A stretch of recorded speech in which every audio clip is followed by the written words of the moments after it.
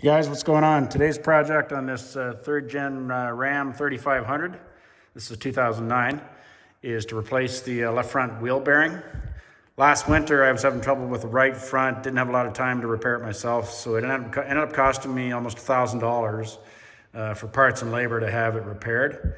Right there, the left side now, it's not giving me any trouble, but it's always good practice, preventative maintenance to replace both wheel bearings on each side. If you're having trouble with one, just replace them both. So we're going to dive into this and replace the left front wheel bearing. I've already got the wheel and tire off. The truck's jacked up, got a safety stand under there, so let's get underway. Here's a replacement wheel bearing. It's an SKF bearing. So doing this myself, it's going to end up coming in about $400. So significant savings compared to what I shelled out last year for somebody else to do the right for me. First thing we need to do is remove the caliper pin bolts. So they're 5/8 of an inch or 16 millimeters. So you have one up here and one down here. So I'll pop those out now.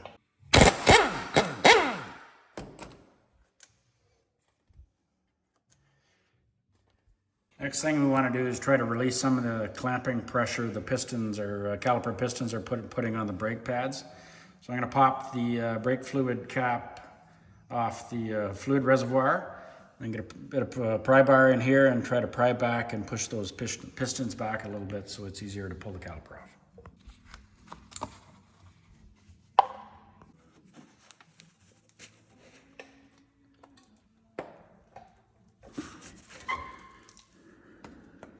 Pistons move back fairly easily, so that caliper should slide right off. Yeah, you can see it's loose. Okay, I've taken the caliper, got some mechanics wire just to tie it off so it's out of the way. Next thing we're going to do is remove the caliper bracket bolts. Caliper bracket bolts are here and here. They're 15/16 of an inch. If you haven't had them off, they might be a bit of a fight, but I'm going to go ahead and pop those off.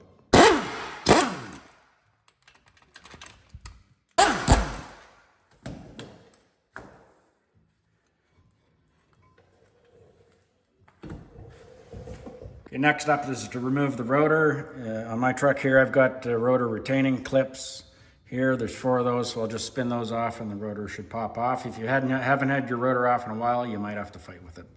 I had to fight with the rotor to loosen it up, so what I did is just took this block 2x6 in behind there on the rotor, 4-pound shop hammer, and started whacking on it. Just spun it around a few times until it popped loose. Bit of a fight, but it's loose now, and we'll just take that off. Next up is to remove this cotter pin that's in this castle nut, the axle nut, and then to remove the axle nut itself. It's a 1 11/16. I will mention that once you're in here, if you think you need to replace your dust shield in the back because of corrosion, now would be a great time to do it. Also, if you're considering wheel bearings, now is a good time to do it while you're in here doing this job. Straighten the end of the cotter pin, so pull the cotter pin out of the castle nut, and then 1 11/16 on the axle nut. It's a 3/4 inch drive-by socket I have, so I've got an adapter to hook up to my impact, and we'll take that off.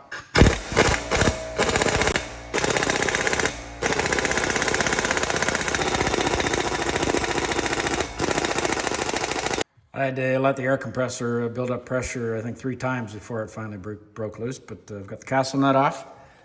So next thing we want to do is you want to loosen up the cable for your ABS sensor for the brakes, and follow that up along here. Then in behind this, there's a little plastic clip here. That's where it plugs into.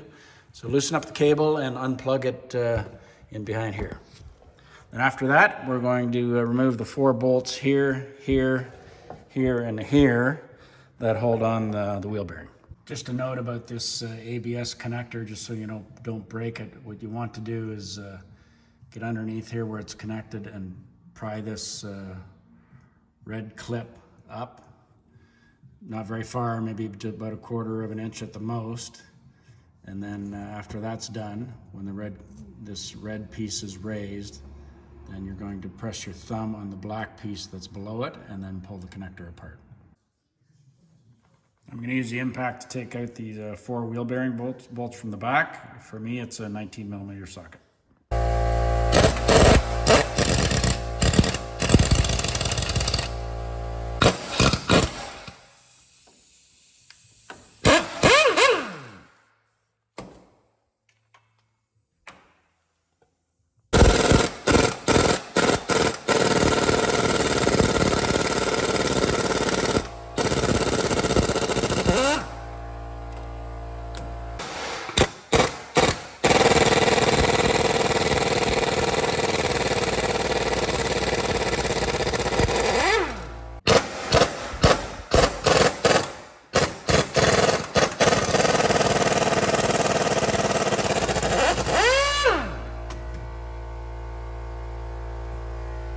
With the 4 wheel bearing bolts removed, you're going to want to make sure that your ABS sensor cable is completely disconnected and pulled out from behind the dust shield here.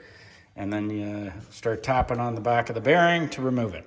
Okay, I had a bit of a fight getting this old wheel bearing off. I essentially took the 4-pound hammer and tapped on the back of this, back and forth, spun it around, back and forth until it popped loose. The only thing unexpected that happened was the axle came out with it, the U-joint in the axle. So to avoid that, if you're going to do that, you could consider using a slide hammer on this and see if that popped it off the axle. It's not a big deal, but since it's out, I'm just going to tidy this up here, make sure the splines are clean. I've wrapped them in shop towel and then slide the axle back in before I install the new wheel bearing.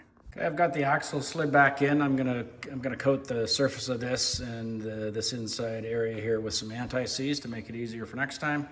And I'm gonna call it a day, and I think I'm gonna replace the dust shield while I have this off, so I'll hit the parts store and pick one of those up. Okay, I couldn't find myself a backing plate. It's a weekend, so if I wanted a new backing plate, I was gonna have to wait until next week. So I've opted just to give it a coat of rust proofing on this existing backing plate. Hopefully that'll make it last a little longer. I've coated the surfaces here with some anti-seize, coated all my fasteners with some anti-seize as well. If your axle did come out like it did with me, just make sure when you slide it back in the axle tube that you're holding it up so you don't negatively impact the seal that's hidden inside the axle. And you want to make sure this part of the U-joint housing is fully seated against this knuckle here.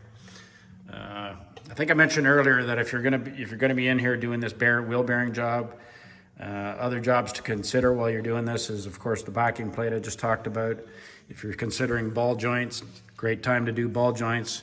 And if your U-joints are giving you trouble at all, or they've been in there for a long time, you could do the U-joints at the end of the axle as well. All right, so I'm gonna get ready to seat that new bearing in place. All right, got the new bearing. I've put a light coat of grease on the splines on the inside of the bearing. So you want to slide this back on the axle. You want to make sure your ABS sensor cable is on the top, so you can route it where it needs to go afterwards. And then we'll get these fasteners in place. Okay, I've got these 4 bearing bolts back in. Again, they're 19 mil, and torque spec for these is 149 foot-pounds. So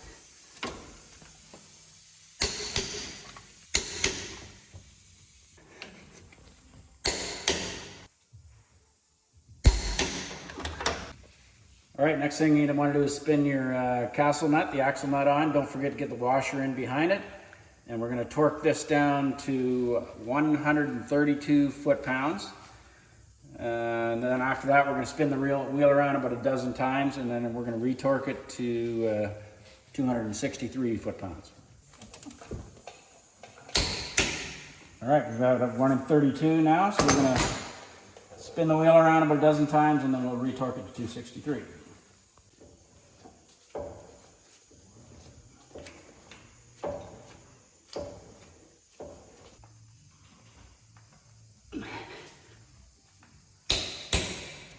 All right, next thing we want to do is reroute the new ABS sensor cable back to the connector here. So slip it underneath the dust shield here. And it clips into the back of the knuckle here. This one comes with a new clip. And then you're just going to route it back in the same clips that you took the old one out of, and then connect the new connector up here, and make sure you push this red connector lock back in place once you have it connected. Just don't forget to put the cotter pin back in the castle nut / axle nut. Okay, next thing we're going to do is put the rotor back on. I put a light coat of anti-seize in behind the rotor just to make sure it comes off easier next time. So we'll slide those back on. Then I have, on my truck, I have these 4 retaining clips here for the rotor. I'll spin those on now. I'm just going to spray a bit of brake cleaner on the rotor. We'll do both sides and then we'll mount the caliper bracket. Next thing we're going to do is pop the caliper bracket back on. I've got a bit of anti-seize on the mounting points here.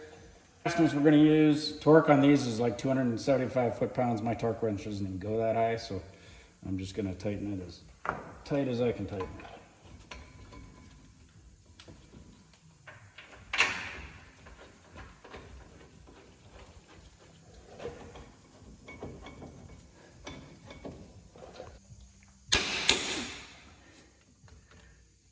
I've got my wrench set to 263. That's the best I could do.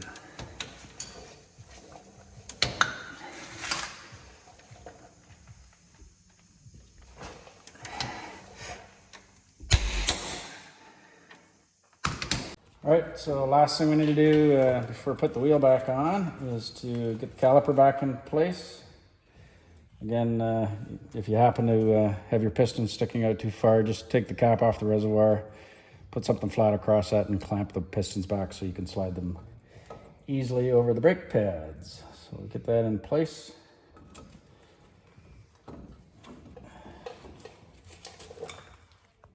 All right, just get a fastener in there. And the torque on these is 24 foot-pounds, I believe. I'll double check that.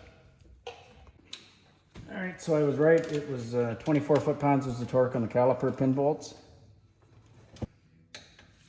Top's good.